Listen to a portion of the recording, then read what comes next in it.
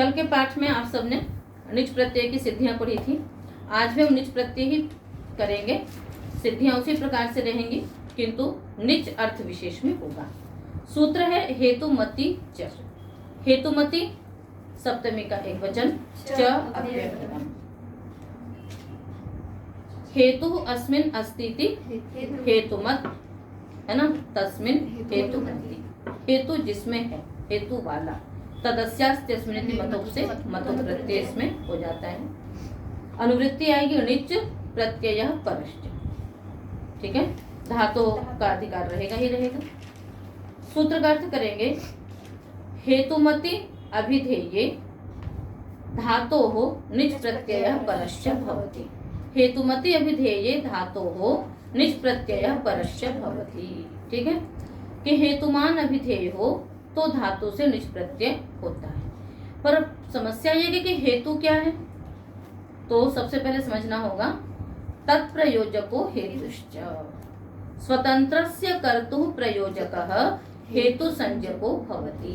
स्वतंत्र कर्ता का जो प्रयोजक, स्वतंत्र कर्ता का जो प्रयोजक होता है, उसको जो प्रेरित करने वाला होता है, उसको जो प्रेरणा देने वाला है, वो क्या कहलाता है? हेतु। तत्प्रयोजकः, तत् यानी तस्य स्वतंत्रस्य कर्तुः प्रयोजकः हेतु संज्ञको भवति। तो स्वतंत्र कर्ता का जो प्रयोजक है वो क्या है? हेतु संज्ञक है। और फिर हेतु अस्यास्तीति हेतुमान। हेतु जिसका है अथवा जिसमें है, यानी हेतु का जो व्यापार है ना, उस कर्ता में नहीं होगा, अपितु जो भी क्रिया है, जो भी धातु है, उसमें वो व्यापार होना चाहिए। तो प्रेरणा हम किसके द्वारा देते हैं? प्रेषित आदि दे करके उसका व्यापार तो वही हो गया कि हमने पढ़ाया है, हमने प्रेरित कर दिया कि इसको ऐसे करो, ऐसे पढ़ो, इस प्रकार से करो। तो यही जो इसको क्या बोला जाता है? प्रेषणादि लक्षण व्यापार। हेतुमान क्या होगा? हेतोः व्यापारः प्रेषणादि लक्षण। हेतु का जो व्यापार, हेतु कौन हुआ? उस स्वतंत्र कर्ता का प्रयोजक। और वो प्रयोजक कैसे है? वो प्रयोजक कैसे है बताओ? उसको वाणी के द्वारा, है ना, कुछ भी निर्देश दे करके, तो उसके द्वारा किया हुआ जो व्यापार, व्यापार मतलब जो भी चेष्टा है, तो उसके द्वारा किया हुआ जो भी व्यापार है, चेष्टा है, वही क्या है? हेतुमान है। वो हेतुमान मतलब हेतु जिसमें है, जिस क्रिया में है, यदि पठ क्रिया में है, किसी को वो पढ़ा रहा है, किसी को प्रेष्य कर रहा है, तो हेतुमान हो गया। तस्मिन् हेतुमति अभिधेये निच प्रत्यय परश्च भवति। ठीक है, हमने कहा देवदत्तः कटम करोति। देवदत्त चटाई बनाता है, तो स्वतंत्र कर्ता कौन है इसमें? करोति, जो चटाई बना रहा है ना, देवदत्त है स्वतंत्र कर्ता। किंतु उसको कोई प्रेरित कर रहा है बनाने के लिए किसी भी प्रकार से, है कि या तो सिखाने की दृष्टि से या फिर आदेश दे करके। तो वो जो हेतु जो है, वो जो व्यापार करने वाला है, जो उसको प्रेरित करने वाला है, जो उसको आदेश देने वाला है, वो कौन है? हेतु। और हेतु जिसमें है, मतलब हेतु जिसका है, वो प्रेषणादि व्यापार लक्षण, वो क्या हो गया? हेतुमान। तो वो यदि होगा तभी निच प्रत्यय होता है। बात समझ में आ गई? तो उससे क्या हो गया? कटम कारयति देवदत्तेन यज्ञदत्तः। और ये भी पीछे आ चुका है कि कुछ धातु बताई थी ना, गति बुद्धि प्रत्यवसानार्थ शब्द कर्मा कर्म काणामणि कर्ता सणौ, है ना, कि अन्यंतावस्था का जो कर्ता अन्यंतावस्था में वो कर्म बन जाया करता है इन धातुओं का। ठीक है, तो इसलिए वो कैसा कर्म हो गया? प्रयोज्य कर्म हो गया। बताया था ना आपको कि एक स्वतंत्र कर्म होता है और एक प्रयोज्य कर्म होता है, और फिर वो अनभिहित हो जाएगा तो उसमें तृतीय विभक्ति हो जाएगी। तो इस प्रकार से आपको पहले ही बताया जा चुका है। तो देवदत्तः कटम करोति, यज्ञदत्तः तम प्रेरयति इति यज्ञदत्तः कटम कारयति देवदत्तेन। यज्ञदत्त देवदत्त से चटाई बनवाता है। ठीक है, देवदत्तः ओदनम पचति यज्ञदत्तः तम प्रेरयति इति ओदनम पाचयति यज्ञदत्तः देवदत्तेन। तो पूरी बात समझ में आई? क्या क्या समझ में आ गया? हेतु संज्ञा किसकी होती है ये समझ में आ गया। स्वतंत्रकर्ता कौन है आपको ये भी समझ में आ गया। उसके पश्चात उस स्वतंत्रकर्ता का जो प्रयोजक है उसका जो व्यापार वही हेतुमत है, ठीक है, और उसके विधेय होने पर निज प्रत्यय होता है। इतनी बात समझ में आई। अब उसके बाद अन्यंतावस्था में वो करता था जो चटाई बना रहा था देवदत्त, किंतु न्यंतावस्था में वो क्या हो गया? कर्म हो गया। क्यों हो गया? क्योंकि स्वतंत्रकर्ता का वही ईप्सित हो गया, स्वतंत्रकर्ता का वो ईप्सित हो गया ना कि उसको प्रेष्य इत्यादि दे रहा है, तो इसलिए हो गया। किंतु वो क्या हो गया? प्रयोज्य हो गया। प्रयोजक और प्रयोजक आपको बताया था हमने। प्रयोजक कौन है? हेतु है। प्रयोज्य कौन है? वो कर्ता है जो कि चटाई बना रहा है। तो जो प्रयोज्य वो क्या बन गया है? कर्म बन गया है। तो इसलिए उसमें तो क्या हो गई? ठीक है, नहीं तो अभी वो प्रयोज्य, तो एक प्रयोज्य कर्म हुआ और एक चटाई बन रही है, तो वो ईप्सित कर्म हो गया। तो जो प्रधान कर्म है द्वितीय विभक्ति तो उसी में रहेगी, जो प्रधान कर्म है द्वितीय विभक्ति उसी में रहेगी। एक बात समझ में आ गई। अब वो जो देवदत्त है जिससे चटाई बनवाई जा रही है वो प्रयोज्य कर्म है किंतु कर्ता भी है, स्वतंत्र कर्ता का वो प्रयोजक है, इसलिए वो क्या है? कर्ता भी है। बात समझ में आ रही है। और उसी से बनवाया जा रहा है इसलिए वो क्या है? संज्ञा होने के कारण से उसकी कर्म संज्ञा भी है। किंतु जो लकार आएगा वो किस में आएगा? जो मुख्य कर्ता है उसको कहने में, जो प्रेरक दे रहा है।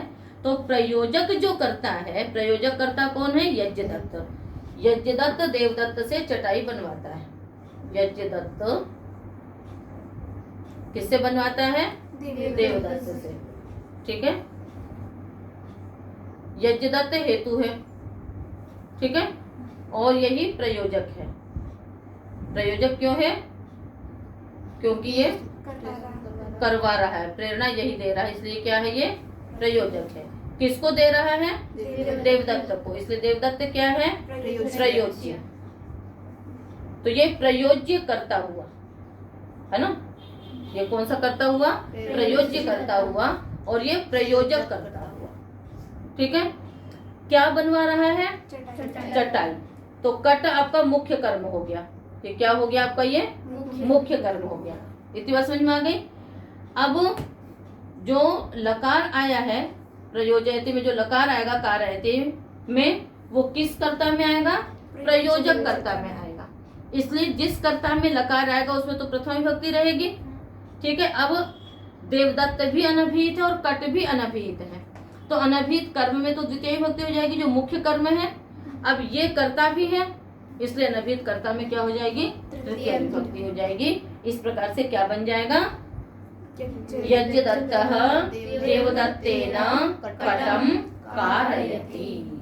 आगे समझ में? इस चीज को आप लोग अपने कापियों में लिख भी लेना उसी प्रकार से करके कि देवदत्तः कटम करोति। यहाँ पर करोति क्रिया है, कट कर्म है, ईप्सित कर्म है, और देवदत्तः स्वतंत्र करता है। जब हमने इसको हेतु संज्ञा कर दी, कोई प्रेरणा देने वाला आ गया, यज्ञदत्त देवदत्त से चटाई बनवाता है, तो यहाँ पर उसकी कर्म संज्ञा तो हुई किसकी? किंतु वो कर्ता भी है, वो कर्म भी है और कर्ता भी है। इस कारण से जो प्रयोजक करता है उसमें लकार आने से उसमें प्रथम विभक्ति होगी, जो प्रयोज्य करता है उसमें लकार नहीं आया है इसलिए वो अनभिहित है, इसलिए उसमें तृतीय विभक्ति होगी, और कट जो है वो तो द्वितीय उसमें रहेगी ही रहेगी। तो इस प्रकार से ये प्रयोग सिद्ध होता है। बात समझ में आ गई? चलिए, और जहाँ पर हम पूरा वाक्य नहीं प्रयोग करेंगे वहां पर उसके हम इतना ही बोलेंगे देवदत्तः पाठयति, देवदत्त पढ़ाता है।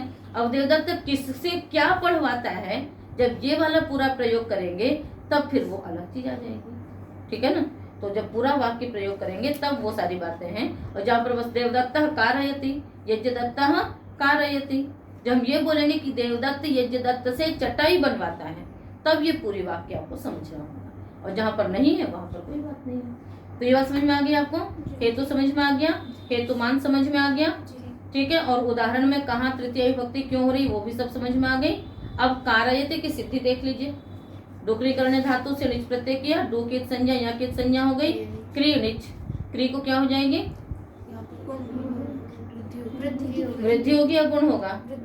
सबसे पहले वृद्धि देखेंगे, यदि वृद्धि नहीं होगी तो गुण होगा। यहाँ वृद्धि की स्थिति घट रही है, अजंत अंग है, तो क्री को क्या वृद्धि होगी? कार निच मिल गया, कारी सनाद्यंता धातु से धातु संज्ञा करके कारी शक्ति कार्य अति कारयति। आगे समझ में। इसी प्रकार से पच निच या भी वृद्धि हो जाएगी तो उपधाया से पाची पाचयति। आगे समझ में। तो इस प्रकार से कारयति और पाचयति। ठीक है, तो यही समझना था यहाँ पर विशेष रूप से। और जब अपने लिए बनाएगा, अपने लिए चावल बनाएगा तो पाचयते, और जब वैसे बनवा रहा है तो अब जैसे मैं यदि आपको पढ़ा रही हूँ तो मैं किस लिए पढ़ा रही हूँ? अपने लिए पढ़ा रही हूँ, ऐसा तो नहीं है। तो इसलिए हम ये नहीं प्रयोग करेंगे। हम क्या प्रयोग करेंगे? अहम पाठयामि है। और कभी कोई चीज हम अपने लिए कोई कार्य यदि करवा रहे हैं तो वहां अपने पद हो जाएगा, किंतु निजंत धातुओं में ये दोनों ही ध्यान रखने योग्य है। ठीक है, अगला सूत्र है कंडवा दिभ्यो। तो इस प्रकार से आपने देखा तो दो निच हो गए है ना, एक स्वार्थ निच और एक हेतुमत निच। हेतुमत निच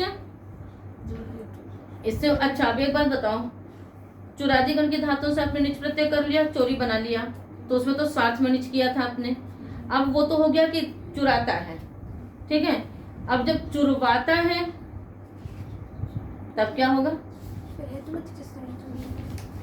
तब अब तो फिर पर चुरादे निच भी रहेगा, ऐसा नहीं कि चुरादे निच नहीं रहेगा। ठीक है ना, तब क्या रहेगा? दो निच रहेंगे। तब क्या होगा आपका? दो निच रहेंगे। ठीक है ना, और दो निच होने पर फिर कैसे सिद्धि होगी आपको पता है? विग्रह करेंगी चोरयंतम प्रयोजयति। विग्रह क्या करेंगी? चोरयंतम प्रयोजयति इति चोरयति।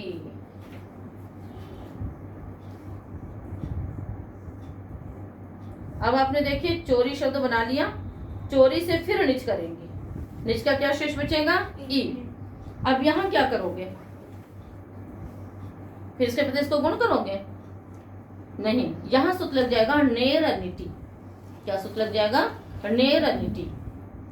अनिदादि धातु के प्रत्यय निच का लोप हो जाता है।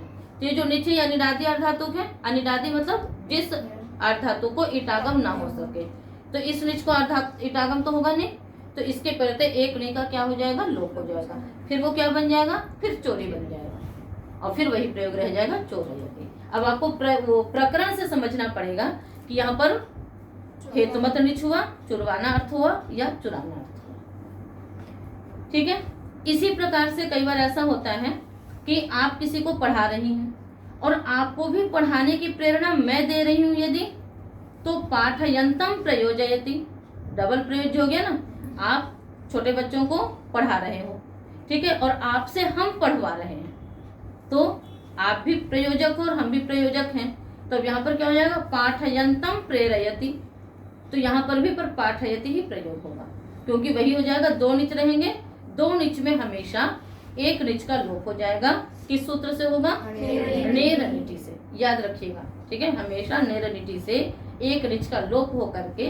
तो ऐसी भी स्थितियां हो सकती हैं, ठीक है ना, कि मान लीजिए आप पढ़ा रहे हो पर हम आपको भी पढ़ाने के लिए हम प्रेरित कर रहे हैं, तभी आप पढ़ा रहे हो, तो पर वहां पर प्रयोग वही रहेगा। ऐसा मत करना कि चोरी निच, निच के प्रति फिर गुण कर लिया चोरे ई, फिर अयादेश कर लिया चोरय और फिर चोरयति।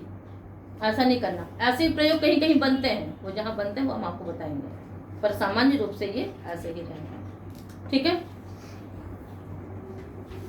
तो ये हेतुमती च आप ध्यान रखिएगा, स्वार्थ निच और हेतुमत निच। स्वार्थ निच चुरादिगण की धातुओं से होता है और हेतुमत निच हेतुमती च से होता है, जो कि सभी धातुओं से हो सकता है। और उसमें क्या स्थितियां हैं वो हमने आपको सारी बता दी है। आगे चलिए,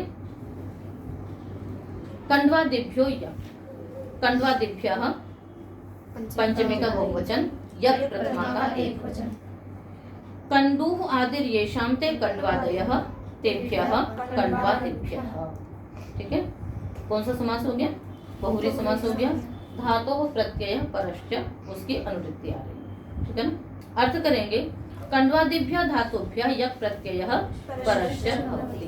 कंडवादी गण की धातुओं से यः प्रत्यय होता है और वह परे होता है। उदाहरण बना लीजिए, कंडूयति है ना।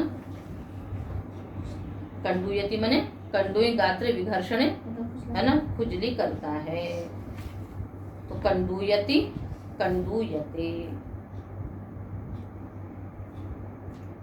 है ना। ये सारे जो हैं ये कंडुई नित है, इसलिए उभयपदी हो गई है, कंडुयति कंडुयते। इस पर से मंतु धातु भी है इसमें। मंतुयति मतलब अपराध करता है। मंतुयति का अर्थ क्या है? अपराध करता है। तो कंडुई में तो कंडू दीर्घ है, तो कंडुयति कंडुयति बन गया। किंतु मंतु में मंतु ह्रस्व है, तो मंतुयति। अब यहाँ पर क्या होगा? अकृत सार्वधातु और दीर्घ से दीर्घ होकर के बन जाएगा मंतुय, आगे तिप मंतुयति, कंडुयति मंतुयति। और इन सब में भी वही होगा क्या? सनाद्यंता धातु से धातु संज्ञा होगी। ठीक है। एक बात आप यहाँ पर ये ध्यान में रखिएगा केवल सिद्धांत रूप में, बाकी आपको बाद में बताया जाएगा, काशिका का विषय है, कि जो कंडवादी गण की धातुएं है ना, वो धातु भी है और वो प्रातिपदिक भी है, इसीलिए उसको अलग गण रखा गया। आपको 10 गण पढ़ाए जाते हैं, जबकि धातु पाठ में कंडवादी गण भी है जो कि 11वां गण है। तो हम उसको क्यों नहीं, धातु पाठ में 10 गण है तो हम 11 गण नहीं बोलते हैं? क्यों नहीं बोलते हैं? क्योंकि जो कंडवादी गण है वो क्या है? उसके शब्द धातु भी हैं और प्रातिपदिक भी हैं। इतना समझ में आ गई? अब वो कैसे पता है आपको? तो धातु के प्रकरण में है, इससे तो पता ही पड़ रहा है कि भाई वो यदि बिल्कुल ही धातु नहीं होते वो, तो उनको धातु पाठ में पढ़ा ही नहीं जाता। जैसे और शब्दों से हमने निच कर लिया, पुच्छ भांड इत्यादि से, वैसे उसको अलग पढ़ दिया जाता है। किंतु धातु पाठ में पढ़ा इसलिए वो धातु भी है, ठीक है ना, और प्रातिपदिक हैं, क्योंकि हम उनको 10 गणों के अंतर्गत परिगणन नहीं करते हैं। ये बताता है कि ये प्रातिपदिक भी हैं, यानी वो धातु भी और प्रातिपदिक भी, ठीक है ना। तो उसमें और भी एक कारिका आती है, धातु प्रकरणात् धातु कस्य चा संजनादपि, है ना, आह चायमिमं दीर्घम मन्ये धातु विभाषिता। तो इस कारण से ये बस एक सिद्धांत रूप में भी रखेंगे आप लोग, बाकी शेष इसका जो विस्तार है वो आपको बाद में बताया जाएगा। अगला सूत्र आ जाइए, गुपो धूप विच्छी पणिपनिभ्य आयः। गुपो धूप विच्छी पणिपनिभ्य पंचमी का बहुवचन, आयः प्रथमा का एकवचन। गुपुश्च धूपश्च विच्छिश्च पणिश्च पनिश्च इति गुपो धूप विच्छी पणिपनयः तेभ्यः पणिपनिभ्यः। अनुवृत्ति धातु प्रत्यय परस्य क्या रही है? अर्थ करिए, गुपु गोपने, धूप विच्छ पण, पण में वही पण व्यवहार है, स्तुतौच, है ना, उत्पन्नच, ठीक है, दोनों धातु ले लेंगे। इत्येतेभ्यः धातुभ्यः आयः प्रत्ययो भवति। गुपु धूप विच्छी पाणि पानी, इन धातुओं से आय प्रत्यय होता है, यानी इन धातुओं का स्वतंत्र प्रयोग नहीं होगा। इनमें क्या होगा? जब भी आप प्रयोग करेंगे तो गुपु धातु से आय प्रत्यय करके ही प्रयोग करेंगे। जैसे भू से आप भवती बना लेते हैं, ऐसे आप गुप धातु से गोपति नहीं बना सकते हैं, आय प्रत्यय करके ही प्रयोग बनाएंगे। तो उसमें क्या है? उदाहरण बनेगा इसका, गोपायति, धूपायति, गोपायति, धूपायति, विच्छायति, पणायति और पनायति।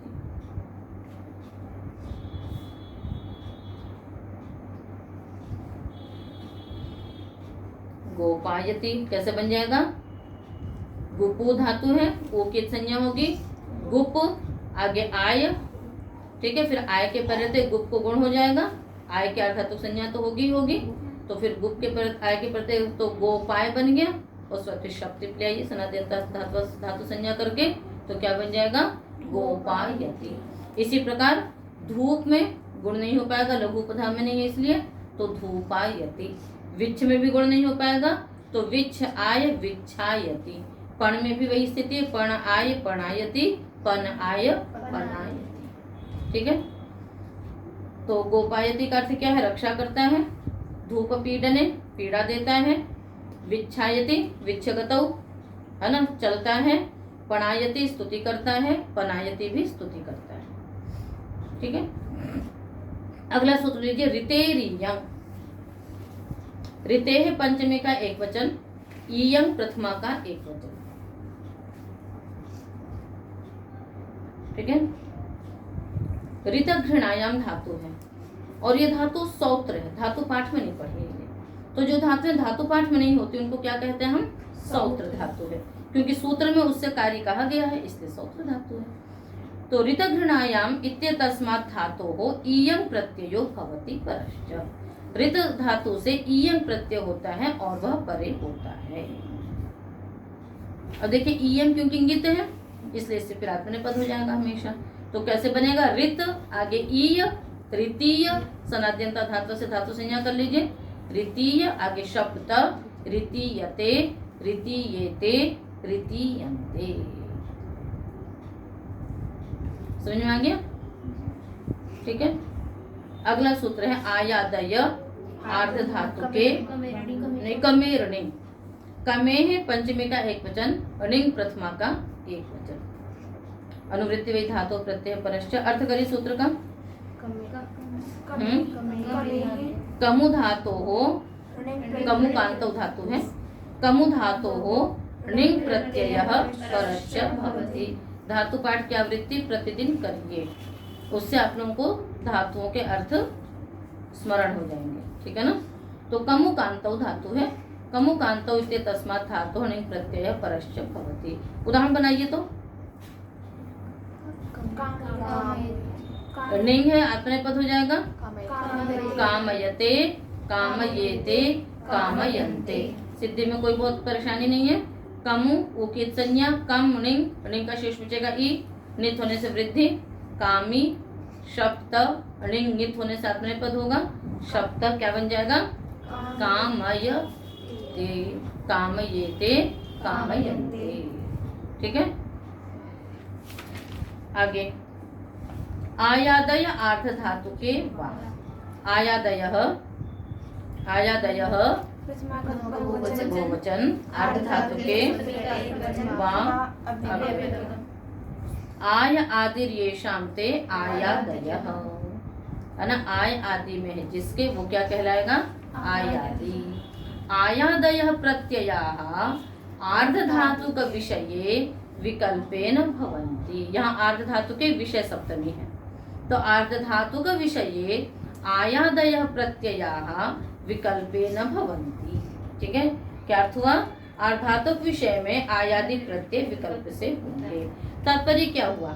ये जो आयादि तीन प्रत्यय है ना, गुपु धूप विचि पणि पनिभ्य आयः से आय, ऋतेरियं से इयं और कमेरणिंग से णिंग, ये तीन प्रत्यय जो हैं जब सार्वधातुक विषय होगा तब तो नित्य होंगे, यानी वही लट लोट लंग विधिलिंग इत्यादि जो सार्वधातुक प्रत्यय आएंगे जिसमें शप इत्यादि आएगा।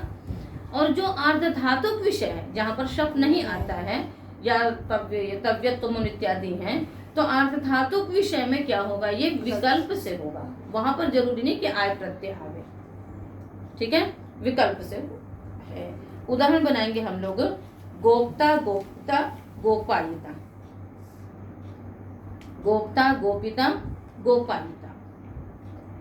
एक एक से भी उदाहरण बना सकते हैं, इसलिए एक का उदाहरण दे रहे हैं। इयं का है अर्तिता, रीतिता, अर्तिता और रीतिता। और तीसरा प्रत्यय कौन सा है? कम, कमेरणी, कमिता, कामयिता। क्या है प्रत्यय? कमिता, कामयिता। तो देखिए गोप्ता, गोपिता, दो रूप कैसे बन गए? तीन रूप बन रहे हैं ना, दो ही बनने चाहिए थे। तो जब आय प्रत्यय होगा तब तो गोपालिता बनेगा। गोपाय धातु आगे ये है आपका, चाहे लुटलकार का रूप बनाइए चाहे त्रिच प्रत्यय से करिए तो इटागम हो जाएगा। तो गोपाय ई आगे गोपायिता बन गया। किंतु गोप्ता गोपिता जो दो रूप बन रहे हैं ये धातु कैसी? उदित है, गुपु गोपन है। तो यहाँ सूत्र लग जाएगा स्वरति, सूति, सूयति, धूम्यो दितोवा। क्या सूत्र लगेगा? स्वरति, सूति, सूयति, धूम्यो दितोवा। इट प्रकरण है ना, इट होना और इट विकल्प, इट निषेध। तो यहाँ पर धातु में पढ़ा हुआ है गुपु धूप विक्षिप नहीं, स्वरति सूति उदित होगा। तो गुपु धातु कैसी है? उदित है। ठीक है ना, गुपु गोपने है। तो जो धातुएं उदित होती हैं उनसे क्या होता है? इट आगम विकल्प से होता है, तो इसलिए विकल्प से होगा। तो जब इट आगम होगा तो क्या बनेगा? गोपिता। और जब इट आगम नहीं होगा तो क्या बनेगा? गोप्ता। गुण तो हो ही जाएगा, किंतु अंतर कहाँ पड़ रहा है? इटागम में। तो जब इटागम नहीं होगा तो बनेगा गोप्ता, और जब इटागम होगा तो क्या बन जाएगा? गोपिता। बस एक ही सूत्र ध्यान में देना है, कौन सा? स्वरति सूति सुयति भूयोदितो वा। और जब आय प्रत्यय का निषेध नहीं हुआ है ना, तो उस समय तो क्या है? आय प्रत्यय आपका वलादि तो है नहीं, इसलिए वहां पर इटागम की बात ही नहीं है। गोपाय आगे उधर परे रहते होगा तो वहां पर तो उदित धातु रह नहीं गई, अब गोपाय नई धातु बन चुकी है। जहाँ आय प्रत्यय नहीं होगा वही ना गुपु धातु है, तो वहां पर उदित की बात चलेगी। जहाँ आय प्रत्यय हो गया वहां तो क्या हो गई धातु? आपकी गोपाय धातु बन चुकी है, तो वहां तो कोई बात ही नहीं है, वहां पर इटागम नित्य होकर के बन जाएगा गोपालिता। इसी प्रकार रित में क्या होगा? रित इट त्रिच गुण हो जाएगा तो क्या बन जाएगा? अर्थिता। और जब नहीं होगा तो गुण भी नहीं होगा तो क्या बनेगा? रीति। वहां पर ईयम हो चुका है, ईयम क्या है? इंगित है, इसलिए गुण नहीं हो सकता, तो रीतीय आगे त्रिच तो रीतिता। ऐसे कम में भी हो जाएगा, कम इट त्रिच कमिता, और जब आय प्रत्यय होगा तो कामयिता। समझ में आ गया? तो इस प्रकार से ये है। तो अब इतने प्रत्यय जो थे ये सारे आपके सनादि प्रत्यय थे। तो अब अगला सूत्र है सनाद्यंता धातवः। सनाद्यंता प्रथमा का बहुवचन, धातवः प्रथमा का बहुवचन। सन आदि ये शांते सनादयः, बहुव्रीहि कर लिया। सनादयः अंतो ये शांते सनाद्यंताः, ये भी बहुव्रीहि हो गया कि पहले सन आदि में है जिसके वो है सनादि, और फिर सनादि अंत में है जिसके वो हो गए सनाद्यंत। सनाद्यंताः समुदायाः धातु संज्ञकाः भवन्ति। जो सनाद्यंत समुदाय है उसकी क्या होती है? धातु संज्ञा होती है। उदाहरण बताने पड़ेंगे कौन कौन से? गुप्तिज के सन के उदाहरण से लेकर के यहाँ तक आयदय धातु के वा तक के जितने उदाहरण हैं वो सारे उदाहरण आपके इसके बन सकते हैं। पुनरपि यदि आपको देखना है तो चिकीर्षति, पुत्रीयति, पुत्रकाम्यति इत्यादि आप उदाहरण इसके बना सकते हैं कि सनादि प्रत्यय अंत में है जिनके, तो धातु पाठ में तो धातुएं शुद्ध रूप में पड़ी थी, उनसे आपने सन किया, कहीं यंग किया, कहीं निच किया। अब उनसे त्रिवादी उत्पत्ति कैसे होगी? त्रिवादी उत्पत्ति नहीं हो सकती थी, धातु से विहित प्रत्यय नहीं हो सकते थे। इसके लिए ये सूत्र बनाया गया कि सनाद्यंत जो समुदाय बन गया है अब उसकी भी धातु संज्ञा कर दीजिए। अब जब वो धातु बन गया तो उसको अधिकार मिल गया, फिर अब उससे लट इत्यादि प्रत्यय भी हो गए, तव्य तव्य निर इत्यादि प्रत्यय भी हो गए। अब वो क्या बन गई? क्रियाएं बन गई उनकी धातु संज्ञा होने से। तो इस प्रकार से उनसे भी सारे कार्य हो जाते हैं। तो आज आप सबने जो पाठ पढ़ा और आज तक का जो पाठ हुआ वे सनाद्यंत जो प्रत्यय थे, जिसके अंतर्गत स्वार्थ में भी सन हुआ था, गुप्तिज कृत्या सन में, और इच्छार्थ में सन हुआ, कहीं क्यंग प्रत्यय हुआ, कहीं क्यश प्रत्यय हुआ। तो इस प्रकार से ये नाम धातु वाले भी और कुछ वैसे प्रत्यय भी आज आप सबने पढ़े। तो आज का पाठ इतना ही, शेष पाठ कल करेंगे।